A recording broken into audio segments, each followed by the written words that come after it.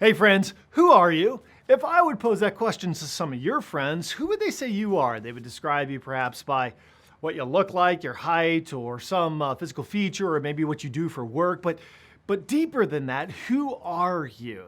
That's an interesting question.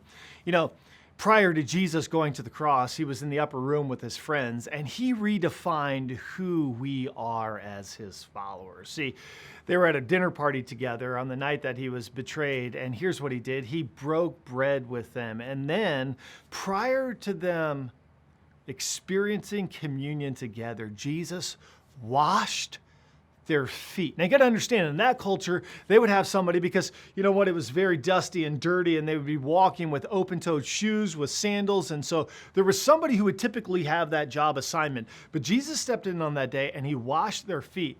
And they said, "Oh my word, what are you doing?" And he said, "Yeah, you're right. Call me teacher and Lord. That's who I am." But in John 13, verses 13 and 14, he said, "Now that I, your Lord and teacher, have washed your feet, you also should wash one another's feet." You know what Jesus was calling us to do was to be a servant.